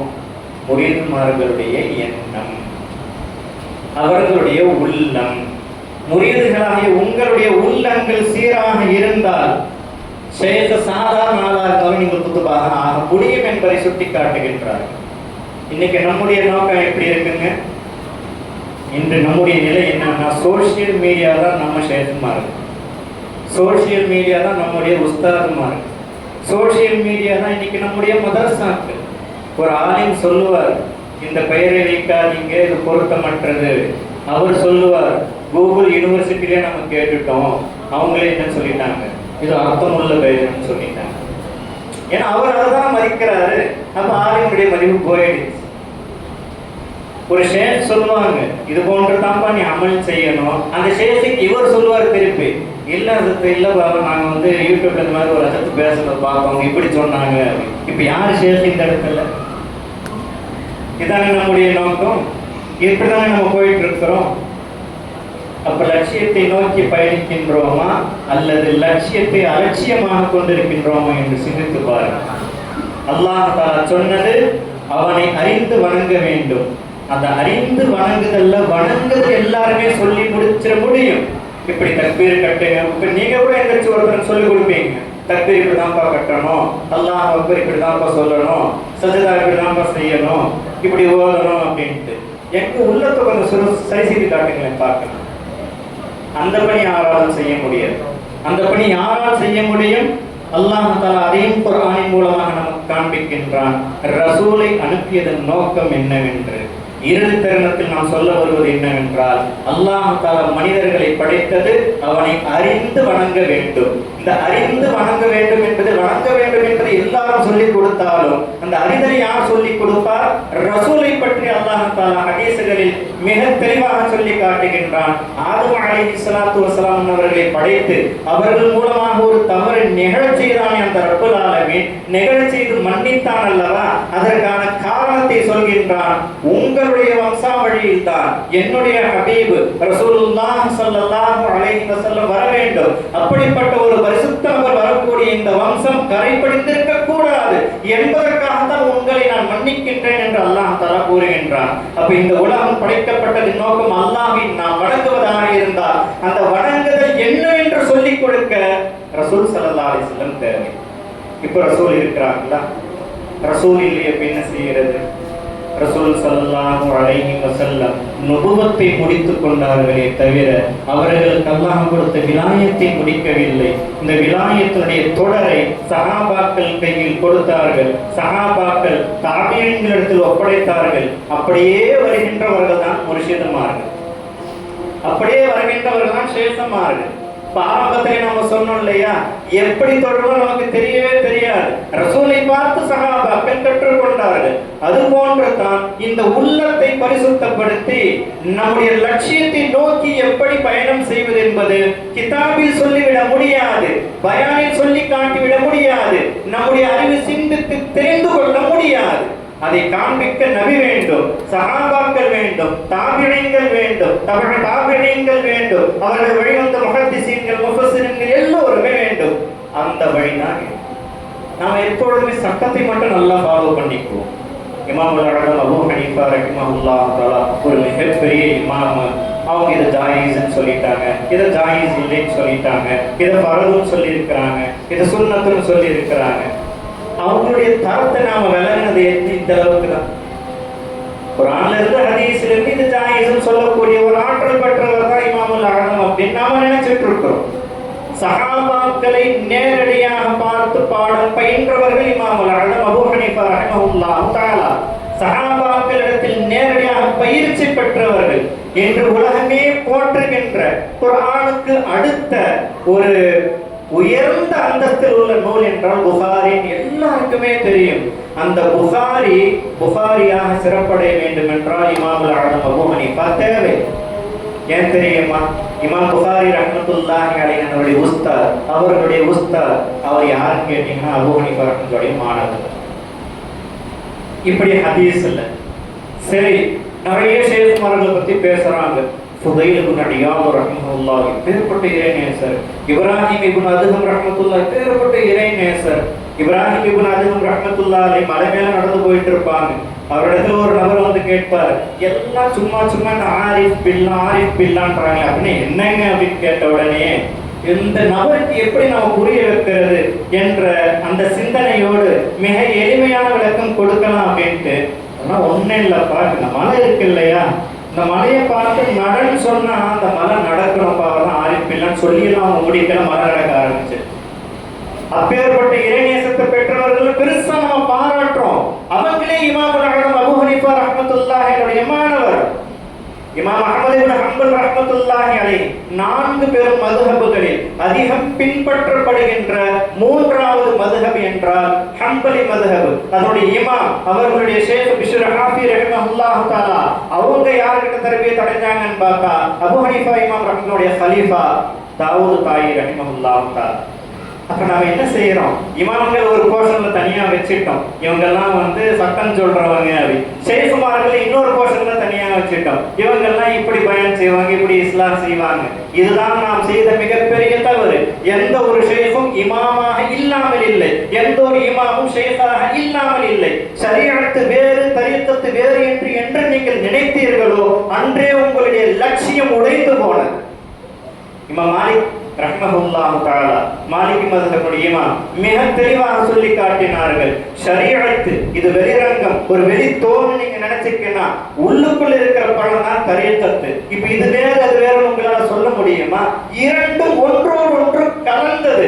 உடலும் உயிரும் எப்படி அவசியம் நீங்க நினைக்கிறீங்களோ ஷரீஅத்தும் அவசியம், தரீகத்தும் அவசியம். தரீக்கத்து வேறு நினைச்சீங்கன்னா உங்களை ஷைத்தான் வழிகெடுத்து விட்டான், லட்சியத்தை நீங்கள் தவறிவிட்டீர்கள் என்று அர்த்தம். ஷரியஅத்து மட்டும்தான், தரீக்கத்து இல்லை என்ற ஒரு பாதைக்கு நீங்க போயிட்டீங்கன்னா அப்பொழுது நீங்கள் வழி தவறிவிட்டீர்கள் என்றுதான் அர்த்தம். இரண்டும் தேவை என்ற போக்கில் என்று நீங்கள் பயணிக்கின்றீர்களோ, ஷரியஅத்தை மீறாமல் தரீக்கத்தை என்று பின்பற்றுகின்றீர்களோ, தரீக்கத்தை ஷரியஅத்திற்கு மாற்றமாக இல்லாமல் என்று உங்களுடைய வழியாக ஆக்கிக் கொள்கின்றீர்களோ, அப்பொழுதுதான் வமா ஸலக்துல் ஜின்ன வல் இன்ஸ இல்லா லியஅபுதுன் ஃபி தஃப்ஸீர் இல்லா லியஅரிஃபூன் என்ற பாதையில் நீங்கள் செல்கின்றீர்கள் என்ற அர்த்தம். அல்லாஹ் கடைசியாக சொல்லி முடிக்கின்றான். அல்லாஹ் இந்த மனித படைப்பின் ரகசியத்தை சொன்னான். வணக்கம், அறிதல், இது எல்லாம் முதல் தரம் தான். ஆக உயர்ந்த தரம் என்ன தெரியுமா? ஹலீஃபா, என்னுடைய பிரதிநிதியாக ஆக்குறதாரி மனுஷனுக்கு மட்டும்தான் கொடுத்திருக்கிறேன். பிரதிநிதினா என்ன? ஒரு கலெக்டர் இருக்கிறாரு, சப் கலெக்டர் இருக்கிறார், இன்ஸ்பெக்டர், சப் இன்ஸ்பெக்டர். அவர்களுடைய பவர் என்ன? கலெக்டருக்கு என்னென்ன பவர் இருக்கின்றதோ அவர் இல்லாத சமயத்தில் அந்த பவர் யாருக்கு போகும்? Sub collector. டோட்டலா அந்த பவர் அவருக்கு வந்துடும். அப்ப அல்லாஹ் தஆலா தன் நகத்தில் வைத்திருக்கக்கூடிய பேர்பட்ட ரகசியங்களை, பொக்கிஷங்களை எல்லாம் தனக்கு சத்தாக மனிதனை ஆக்கவனுக்கு கொடுத்து விடுகின்றான். அவர்கள் தான் இறை நேசர்கள். அதனால்தான் அவர்கள் இந்த உலகத்தை வழி நடத்துகின்றார்கள். நீங்க ஓட்டு போட்டதான் மோடி வந்ததான் நீங்க நினைச்சுக்கிட்டு அதுக்கு நாம் பொறுப்பல்ல. உண்மை என்னன்னா இறை நேசர்கள் முடிவு செய்துதான் அவர்கள் வந்தார்கள். என்னங்க அப்போ வீணா பழம்லாம் கொண்டு வந்துட்டாங்க, அதுக்கு காரணம் என்று நாம் ஷரியஅத்தையும் தரீக்கத்தையும் தூக்கி போடுகின்றோமோ அல்லாஹ் நம்மை தூக்கி போட்டு விடுவார். என்று நாம் ஷரியஅத்தையும் தரீக்கத்தையும் ஒன்றாக கடைபிடிப்போமோ அல்லாஹ் நம்மை தாங்கி பிடிப்பார், நம்மை உயர்த்துவார். சஹாபாக்கள் 300 பேர், 1000 பேர், லட்சோப லட்ச மக்களை எல்லாம் வெற்றிக் கொள்ள முடிந்த சமுதாயம் 200 கோடி முஸ்லிம்கள் செருப்படி வாங்கிட்டு இருக்குன்னா என்ன அர்த்தம்? ஒண்ணு ஷரியத்தை ஃபாலோ பண்றான், தரீக்கத்தை விட்டுறான், அல்லது தரீக்கத்தை ஃபாலோ பண்றான், ஷரியத்தை விட்டுறான், அல்லது ரெண்டையும் தூக்கி போட்டுறான். எப்படி லட்சியம் நிறைவேறும்? லட்சியம் நிறைவேறும் பொழுது அதற்கான பலனாக அல்லாஹ் வருவான். லட்சியம் உடையும் பொழுது அல்லாஹ் தூக்கி போட்டுருவான். இறைநேச பெருமக்கள் சொல்லி காட்டுவார்கள். ஒரு கடையில நீங்க வேலை செய்றீங்க, உங்களுடைய எஜமானர் இருக்கிறாரு. உங்களுடைய எஜமானருக்கு உங்கள் மீது நிறைய அன்பு, பாசம், மகப்பத் எல்லாமே இருக்கு. நீங்க தப்பு செஞ்சுட்டீங்க. அந்த எஜமானர் எதை எதிர்பார்க்கின்றாரோ, எதை உங்களுக்கு கட்டளை பிறப்பித்திருக்கின்றார்களோ அதற்கு மாறு செஞ்சுட்டீங்க. உங்கள் மீது உள்ள இந்த பாசத்தின் காரணமாக, உங்கள் மீது உள்ள அந்த மரியாதையின் காரணமாக நேரடியாக எஜமானவங்க தண்டிக்கிறது இல்லை. வேற ஒரு வேலைக்கார மூலியமா அவங்ககிட்ட சொல்றேன், ஏன் எல்லாம் பண்றான் அப்படின்னு திட்டுவாங்க. அவன் உங்களோட தரத்தில் குறைந்தவனா இருப்பான், நேற்று வந்தவனா கூட இருப்பான், சின்ன பையனா கூட இருப்பான். ஏன் எல்லாம் பண்றீங்க, ஓனர் ரொம்ப வருத்தப்படுறாரு, உங்களுக்கு எல்லாம் பாக்குறா, நீங்க இப்படி செய்றீங்க. இதே நிலைதான் அல்லாஹ்வுக்கு நம்ம ரொம்ப பிடிக்கும். உம்மத்து முஹம்மதியாவை விட சிறந்தவர்கள் வேற யாருங்க? நன்றாக சிந்தித்து பாருங்கள். ஹஜரத் ஈசா அலைஹிஸ்ஸலாத்து வஸ்ஸலாம், அதே போன்ற ஹஜரத் மூசா அலைஹிஸ்ஸலாத்து வஸ்ஸலாம் போன்ற பனு இஸ்ராயேலர்களுக்கு சுவனத்திலிருந்து அல்லாஹ் தஆலா உணவை கொண்டு வந்து கொடுத்தான். ஆனால் அவர்களை விட சிறந்த உம்மத்து முஹம்மதியா நேரத்துக்கு சாப்பிட கொடுக்க மாட்டானா? ஹஜரத் மரியம் ரலியல்லாஹு தஆலா அன்ஹா பனு இஸ்ராயேலில் மிகப்பெரிய இறைநேச செல்வி, ஒரு நபியை பெற்றெடுத்த தாய். சீசனே இல்லாத சமயத்துல அன்சீசன்ல பழத்தை கொண்டு வந்து கொடுத்துக்க தெரிந்த அல்லாஹ்விற்கு அவனுக்கு பிடித்தமான ஹபீபு நாயகம் ரசூல் ஸல்லல்லாஹு அலைஹி வஸல்லம் அவர்களுடைய உம்மத்தாகி நமக்கு சீசன்ல கிடைக்கிற பழத்தை தர மாட்டாங்க. ஆனா கிடைக்கலையே. பருவமழை வர வேண்டிய இடத்துல பருவமழை வரல. ஏதாச்சும் சரியா நடக்குதா? உடனே நாம எப்பவுமே உத்தமர்கள். என்ன, நீங்க எல்லா பொருளையும் பாருங்க. ஒரு கூண்டு இருக்கு, என்ன கூண்டுக்கு? பறவை கூண்டு. ஏன்னா அதுக்குள்ள பறவை இருக்கும். ஒரு தொட்டி இருக்குது, என்ன தொட்டிக்கு? மீன் தொட்டி. ஏன்னா அதுக்குள்ள மீன் இருக்கும். மனுஷன் கூட என்ன செய்யறான்? இரவு நேரத்துல கொசு கடிக்கிற ஒரு வலைக்குள்ள படுக்கிறான். மனித வலைன்னு சொல்லுங்களேன் யாராச்சும். என்னன்னு? கொசு வலை. உள்ள இருக்கிறது நாமளா கொசுவா? அப்ப மனிதன் எவ்வளவு நேக்க வேலை செய்யறான் பாத்தீங்களா? நப்சு இப்படிதான் நம்மளை வழிநடத்திக் கொண்டிருக்கின்றது. இதை உணர்ந்துட்டு நாம் எப்பவுமே என்ன செய்வோம்? நாம 5 நேரம் தொழுகிறோம், எத்தனையோ நல்ல துவா செய்யறாங்க. ஆனா எங்க மழை வருது, வெயில் இப்படி போட்டு வாட்டுது. நம்முடைய குறையை மறைக்க பழியை அடுத்தவர் மீது சுமத்துவது மிக சுலபமாக சிறு பிராயத்திலிருந்தே கடைபிடிக்கக்கூடிய விஷயம். ஸ்கூல்ல இருந்து ஆரம்பிச்சிடறோம்ல, கிண்ணது நீங்களா இருப்பீங்க, மிஸ் மிஸ் இவதான் கிண்ணான்னு சொல்லிடுவீங்க. அன்னைக்கு ஆரம்பிச்சது இன்னைக்கு வரைக்கும் அல்லாஹ்வை குறை சொல்லக்கூடியவர்களாக மாறிவிட்டே இருக்கிறோம். அல்லாஹ்வை குறை சொல்லக்கூடிய நிலை என்று உங்களிடத்தில் வந்து விட்டதோ உங்களை நீங்கள் நியாயப்படுத்துகின்றீர்கள் என்ற அர்த்தம். ஆனா அப்படி எப்படிங்க சாத்தியமாகும்? செய்யறதெல்லாம் அல்லா, ஆனா நீங்க நியாயஸ்தன், அல்லாஹ் அநியாயஸ்தன், எப்படி சாத்தியமாகும்? நினைக்க கூட சாத்தியம் இல்லாத ஒரு விஷயம். ஆக அன்பானவர்களே, அல்லாஹ் தஆலா மனிதனை படைத்ததின் நோக்கம் இந்த உலகத்தில் அவனை அறிந்து வணங்க வேண்டும். இது ஆரம்ப நிலை. கடைசி நிலை என்னங்க?